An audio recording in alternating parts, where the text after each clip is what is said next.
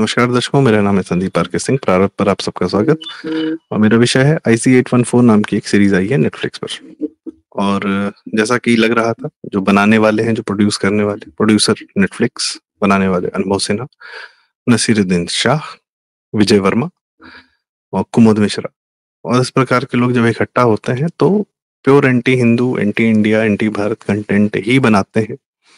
और साथ में या तो pro Muslim, pro Islam, pro Pakistan, ऐसा कंटेंट इनसे यही निकल के आ सकता है और कुछ नहीं कर सकती है। इनके पुराने कर्म भी ऐसे हैं, इनकी डेली रूटीन की जो बातें हैं, इनके जो जीवन में जितनी ये काम करते हैं, बातें करते हैं, तो इनका कार्य यही है। खैर, अनुभव सिन्हा वो है जिन्होंने आर्टिकल 15 करके एक फिल्म बनाई थी, जिसमें जो बेस्ड थी बदायूं रेप कांड पर, और अखिलेश यादव के समय में वो कांड हुआ था। कांड करने वाले जो परपेट्रेटर्स थे, क्रिमिनल्स थे, वो यादव जाति के ही थे। जाति के नाम मैं क्यों बता रहा हूँ, बता दूं। और उसी के बाद मुलायम सिंह यादव जी का एक बहुत जो सबसे प्रसिद्ध बयान घूमता है मार्केट में आज भी, कि लड़के हैं, लड़कियों से गलती हो जाती है, फांसी पे चढ़ा दोगे क्या? क्योंकि उन लड़कों को पॉस्को एक्ट में उनको डाला जा रहा था। पॉस्को एक्ट नया नया था। अनुभव सिन्हा ने क्या किया, कहा कि ओह, ये तो सत्य घटनाओं पर आधारित हमारी फिल्म है, पर हम थोड़ा सा फिक्शनलाइज कर देते हैं। फिक्शनलाइज क्या किया, यादव जाति को हटा के अपर कास्ट कर दिया, और इन बेटियों की साथ घटना हुई थी उनकी जाति चेंज कर दी, और प्रदेश का मुख्यमंत्री भी बदल दिया। उसको हिंदू या हिंदू महंत जी, इस तरीके से करके उन्होंने प्रस्तुत किया। खैर, जिसके एक राज्य में कुकर्म हुआ उसको बचा ले गए, और वही दोष किसी और पे मढ़ दिया।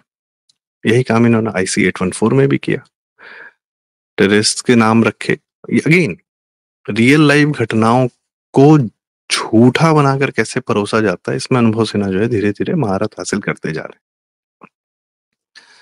और यही उनका करियर है, क्योंकि रावण फिल्म बनाने के बाद, जो शाहरुख वाली थी, उनका करियर ध्वस्त हो गया था। शुरू में उन्होंने बनाई थी, तुम बिन बनाई थी, 10 बनाई थी, और इस प्रकार की फिल्में बनाई, पर क्या है, करियर चौपट हो गया। तो क्या करें, तो वामपंथ के हाथ बिक गए। इस प्रकार से अनुराग कश्यप, विशाल भारद्वाज, वरुण ग्रोवर, ये पूरी टीम नेटफ्लिक्स के हाथों बिक गई, वैसे ही ये भी बिक गए। इनकी कुछ दिन पहले एक नॉर्थ ईस्ट पे भी फिल्म आई थी, अनेक, आयुष्मान खुराना को लेकर, चली नहीं। अब इनकी फिल्में क्या है, सिनेमा हॉल में तो चल नहीं सकती, पैसा कोई लगा नहीं रहा है, लगाएगा भी नहीं, हरकतें भी वैसी हैं। इनकी कुछ कहानियां विवेक अग्निहोत्री जी ने भी बता रखी हैं, उनके इंटरव्यू में है, कभी देखिएगा कि रियल लाइफ में ये किस प्रकार के व्यक्ति हैं। और बात व्यक्तिगत चरित्र की नहीं हो रही आज। नेटफ्लिक्स क्या कर रहा है, नेटफ्लिक्स ने अपने पहले दिन से सिर्फ और सिर्फ एंटी हिंदू कंटेंट परोसा है। क्यों? अमेरिका से पैसा आ रहा है, $1 बिलियन का उसका भारत के लिए बजट है, कि भारत में कंटेंट प्रोक्योरमेंट और कंटेंट क्रिएशन के लिए नेटफ्लिक्स का $1 बिलियन का 7-8 हजार करोड़ रुपए। इतना रेवेन्यू क्या भारत से अर्न कर रहा है? नहीं। तो इतना पैसा जला क्यों रहा है? क्योंकि नेटफ्लिक्स एक पैसा कमाने के लिए नहीं बनाई गई, इन्फ्लुएंस करने के लिए बनाई गई, यहाँ के सिनेमा चेन की कमर तोड़ने के लिए बनाया गया है। जब वो सीक्रेट गेम्स नाम की किताब को सीरीज में कन्वर्ट करता है, तो वही usual suspects, Vikramaditya Motwane director हैं, अनुराग कश्यप डायरेक्टर है, लिखा है वरुण ग्रोवर ने, और प्योर एंटी हिंदू एजेंडा परोसा जा रहा है। मुंबई में बम ब्लास्ट ये होने वाला है, इसके लिए सबसे बड़ा अंडरवर्ल्ड आदमी कौन है? गायतोंडे, गणेश गायतोंडे। जबकि मुंबई में किस प्रकार के लोग अंडरवर्ल्ड के कार्य करते थे वो सबको पता है। दाऊद इब्राहिम, हाजी मस्तान, करीम लाला, उनको तो ये सलीम जावेद ने उन लोग का एकदम महिमा मंडन किया है कि अद्भुत लोग थे। खैर, फिर लैला नाम की एक सीरीज बनाई, वो बनाई आतिश तशीर की किताब पर। नहीं, आतिश तशीर की नहीं, किसी और की किताब थी। डिस्टोपियन वर्ल्ड एक भविष्य का दिखाया गया, उसमें यह दिखाया गया कि हिंदुओं का राज्य है वो कितना बुरा हो सकता है, उस तरीके से दिखाया गया। ठीक है भाई। बार्ड ऑफ ब्लड एक सीरीज बनाई, इमरान हाशमी की थी, और रेड चिलीज प्रोडक्शन जो कि शाहरुख खान का है, वो रेड चिलीज का पहला प्रोडक्शन था जो नेटफ्लिक्स के लिए जिसने फिल्म बनाई थी। वो आतिश तशीर की किताब पर थी। आतिश तशीर कौन है?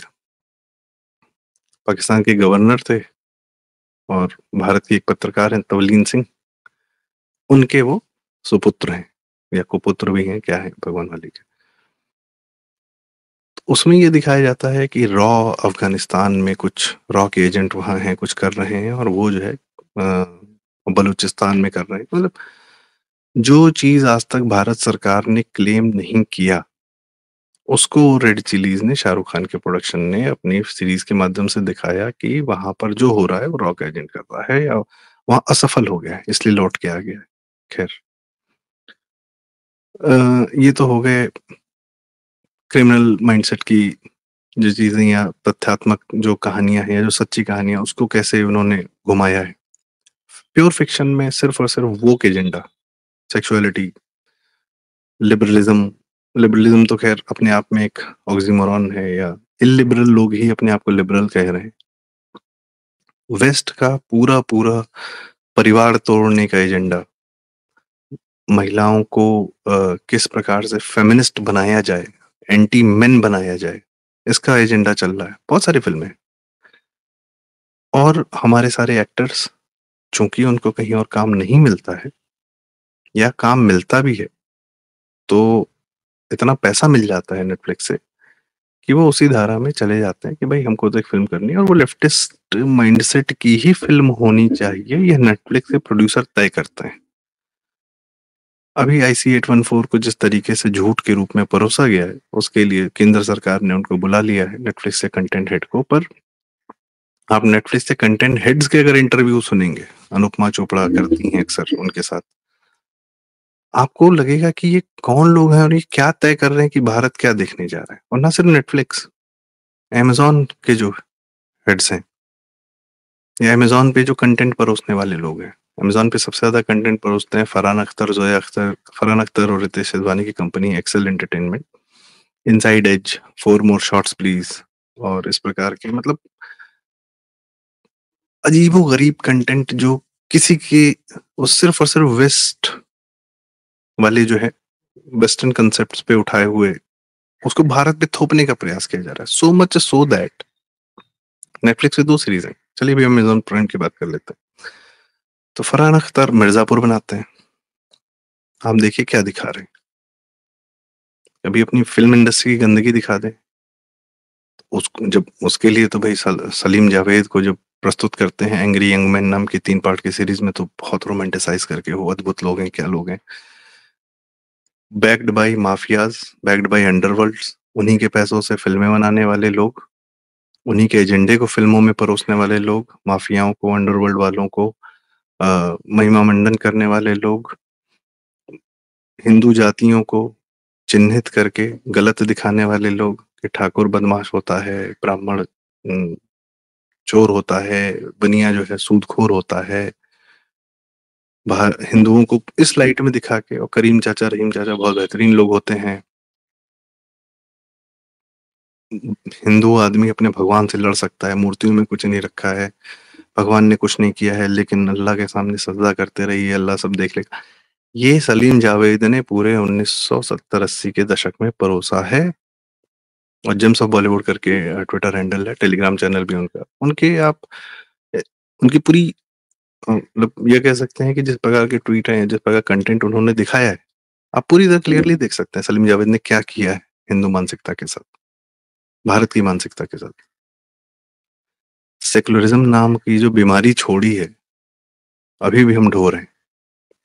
खैर, नेटफ्लिक्स से सीरीज आती है भाई। पहले स्टार सन्स लॉन्च होते थे, स्टार्स के बच्चे, तो बहुत बड़ा ग्रैंड अफेयर होता था। बॉलीवुड, सनी देओल लॉन्च हुए, बॉबी देओल लॉन्च हुए, ऋतिक रोशन लॉन्च हुए, अभिषेक बच्चन लॉन्च हुए, करीना कपूर, ओहो, इन लोग के लॉन्चेस होते थे। शाहरुख खान की बेटी कहाँ लॉन्च होती है? नेटफ्लिक्स पे। क्या फिल्म है? हर चीज। बनाता कौन है? जोया अख्तर। इनको हर चीज मिला है बनाने को भारत में। ठीक है, कुछ लोगों ने पढ़ा होगा हर चीज, पर क्या वो भारतीय परिप्रेक्ष्य में है? लेकिन उसमें भी क्या है भाई, वोक एजेंडा, वेस्ट वाला। ठीक है, और उसमें सिर्फ सुहाना खान लॉन्च नहीं हुई, उसमें 3-4 लोग और भी लॉन्च हुए। हो सकता है कुछ दिन में ड्रग केस में चर्चित रहे, या इनके जो सुपुत्र हैं शाहरुख खान के, आर्यन खान, वो भी किसी दिन लॉन्च कर दिए जाएंगे। अगर ड्रग केस में न पकड़ाए होते तो शायद अब तक लॉन्च कर दिए गए होते। सही है गलत है वो एक अलग बात है, बॉलीवुड में कितना ड्रग चलता है सबको पता है। आमिर खान के लड़के लॉन्च होते हैं, महाराजा। नेटफ्लिक्स में 2 महाराजा फिल्म आई, एक विजय सेतुपति की, एक आमिर खान वाले की, के लड़के की। वो भी anti Hindu, pure anti Hindu content. Aamir Khan की पीके हम सबने देखी है, क्या ही कहें उसको देख के। 3 इडियट्स देखी है, उसमें भी वही कि पूजा पाठ बेकार है, ये बेकार है, वो बेकार है। जो कर रहा है उसको रिडिक्यूल करो। पॉइंट इज, इनको ताकत कहाँ से मिलती है? इनको ताकत मिलती है हमारी एडवर्टाइजिंग एजेंसी से। एडवर्टाइजिंग एजेंसीज कौन सी हैं? Ogilvy and Mather, India. Rediffusion Y and R, India. Lowe Lintas, India. McCann Erickson, India.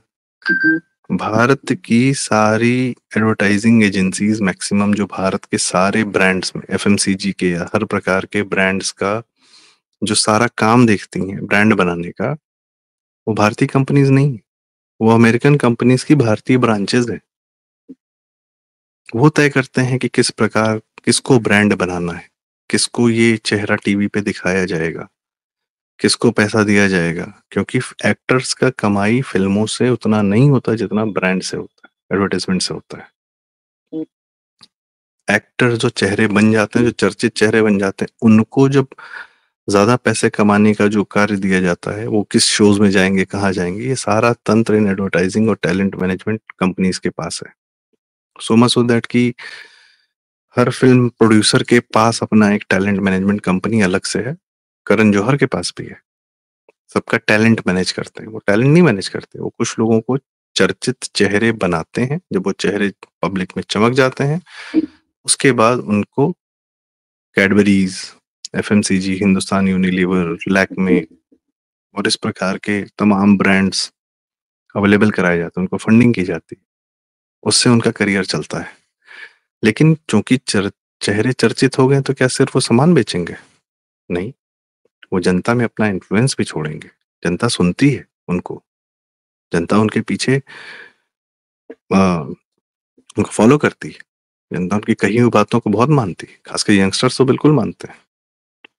तो वो अपना वो एजेंडा छोड़ देते हैं। दिवाली पे पटाखे मत फोड़िए, होली पे पानी मत यूज करिए, हिंदू त्योहार के बारे में कोई पॉजिटिव बात ना करिए। पर ईद हो, पेटा हो, या इस प्रकार के एनजीओज हो, उनसे अपना ब्रांड से अपने काम करवाते हैं। वो भी कहाँ से आते हैं? पैसा लेके, अमेरिका से, वेस्ट से। और हम भारतीय इस मकड़ जाल में ऐसे फंसे हुए हैं कि निकलने का भी रास्ता दिख नहीं रहा है। भले सरकार आपकी हो, ठीक है, पर सरकार यह कार्य नहीं कर सकती।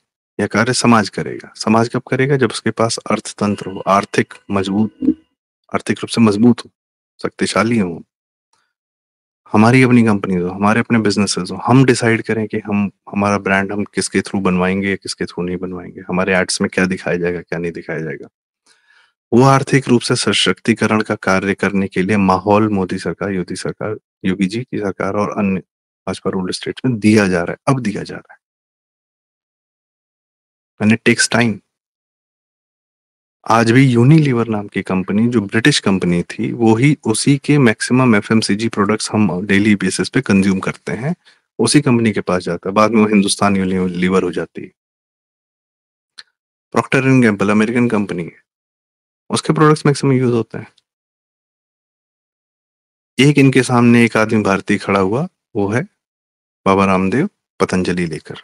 उनके भी एक ही प्रोडक्ट हिट हुए, दंत कांति। बाकी कितना और प्रोडक्ट्स कितने हिट हो रहे हैं, कितने नहीं हो रहे, वो एक अलग बात है। उनको स्वयं अपने एड्स में आना पड़ता है, या तो उनकी स्वयं की इच्छा है, या वो एक चर्चित चेहरा हो गया किसी प्रकार से आम जनता के मन में, तब उनके चेहरे से वो सामान बिकते हैं।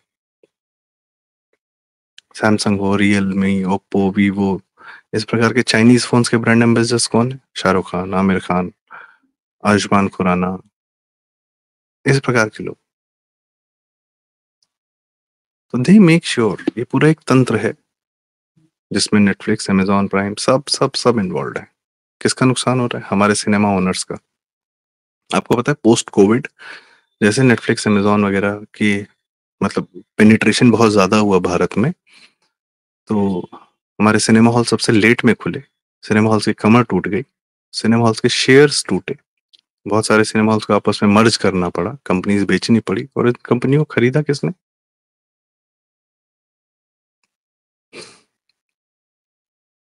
बाहर की कंपनियों ने। बाहर से जो इन्वेस्टर फर्म्स आती हैं, उन्होंने इन्वेस्ट किया।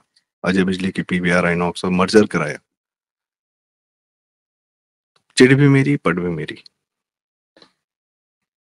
चूंकि कंटेंट को डिस्ट्रीब्यूट करने की पावर इनके हाथ में है, तो क्या कंटेंट जाएगा यह भी तय करना इनके हाथ में है।